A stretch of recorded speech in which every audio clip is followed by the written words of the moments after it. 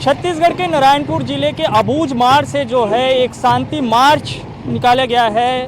डांडी पद यात्रा 2 इसको नाम दिया गया है और ये यात्रा इसलिए निकाली गई है ताकि बस्तर के भीतर में शांति अमन जो है वो कायम हो सके।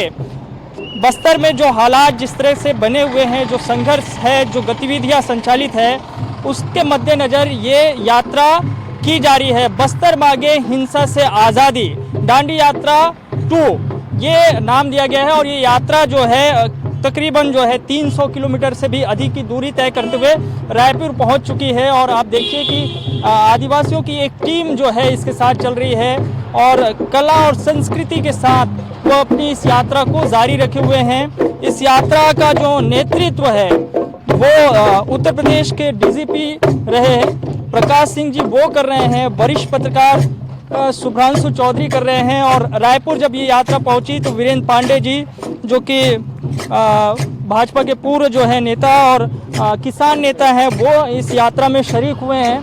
तो ये तस्वीर आपको दिखा रहे हैं राजधानी रायपुर से। और प्रकाश सिंह जी हैं और जिन्होंने नक्सल मामलों पर काफ़ी कुछ काम किया है, उनसे बातचीत भी करते हैं। सर, जो यात्रा आप लोग कर रहे हैं, इस यात्रा का क्या असर आप लोग देखते हैं और क्यों ये यात्रा निकालनी पड़ी? ये असर तो अभी नहीं, इतनी जल्दी नहीं दिखेगा, पर यात्रा का उद्देश्य यही है कि शांति के पक्ष में माहौल को बनाना। ये जो माओवादियों से सरकार की लड़ाई चल रही है 50 साल से तो चल रही है और किसी दिशा में निश्चित रूप से अभी तक नहीं गई है। सरकार बार बार ये कहती है कि हम इस आंदोलन पे काबू पा गए, पर वो एक कहने की बात है, पॉलिटिकल स्टेटमेंट्स होते हैं, काबू तो आज तक नहीं आया है। और ठीक है, उतार चढ़ाव हर मूवमेंट में होते हैं, इस मूवमेंट में भी हो रहे हैं, पर हम देखते हैं कि थोड़े समय के लिए इसमें गिरावट आती है, फिर चढ़ाव आ जाता है। उसका मुख्य कारण यही है कि जो समस्याएं, जिन समस्याओं के कारण ये आंदोलन खड़ा हुआ है, उन समस्याओं का तो निदान हो नहीं रहा है। पुलिस और सुरक्षा बल एक हद तक ही काम कर सकते हैं, उस हद तक वो काम करते हैं, उसके बाद कोई और पहल न होने के कारण कालांतर में ये फिर समस्या एक गुरु रूप में फिर हमारे सामने खड़ी हो जाती है।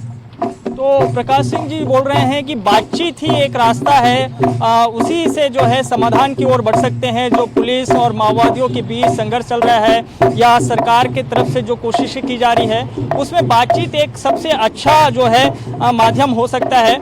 आगे जो है वरिष्ठ पत्रकार शुभ्रांशु चौधरी जो कि इस पूरी यात्रा को निकालने में जिनकी अहम भूमिका रही है, उनसे बातचीत करते हैं और समझने की कोशिश करेंगे कि वो किस ध्येय के साथ जो है आगे बढ़ रहे हैं और क्या उनको लग रहा है कि बातचीत के ज़रिए ये मसला सुलझ सकता है।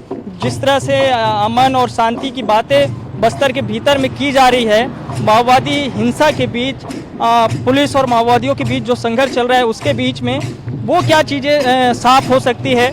अभी हाल ही में चूंकि नक्सलियों की तरफ से एक वार्ता की कोशिश की गई, उनके तरफ से सरकार के पास एक मैसेज गया कि वो बातचीत करने के लिए तैयार हैं, लेकिन उन्होंने कुछ शर्तें भी रखी। तो क्या लग रहा है, शर्तों के साथ बातचीत हो सकती है क्या? शुभ्रांशु जी इस वक्त हमारे साथ हैं, आपको लग रहा है इस यात्रा के माध्यम से कुछ अच्छी पहल हो सकती है? आशा तो है, इसलिए ही ये बस्तर के लोग चाहते हैं कि बातचीत हो और बातचीत से समाधान हो। तो हमें खुशी है कि माओवादियों ने कुछ शर्तों के साथ ही सही बात करने की बात कही है। सरकार ने भी कहा है कि वो बात करना चाहते हैं, ये शर्तें मंजूर नहीं हैं। हमें आशा है कि दोनों पक्ष बीच का कोई रास्ता निकालेंगे। अब 50 साल हो गया ये लड़ाई चलते हुए, उसका और कोई तरीका सूझता नहीं है। ये लोग ये कह रहे हैं कि प्लीज़ टेबल पर आइए, कोई रास्ता निकालिए। जहाँ चाह होती है वहाँ राह होती है। नक्सलियों ने बातचीत का प्रस्ताव तो दिया है, लेकिन उन्होंने सवाल भी उठाया है और खासतौर पे आपकी यात्रा को लेकर के सवाल उठाया, आप पर भी सवाल उठाया है कि वो कारपोरेट परस्त हैं और वो इस तरह की कोई बातचीत नहीं करना चाहते हैं। हमें शंका है। देखिए, जब ये सब शुरू होता है दुनिया के और भी जगहों में आप अगर देखेंगे तो शुरू में इसी तरह के आरोप प्रत्यारोप, रिजिड स्टैंड होते हैं।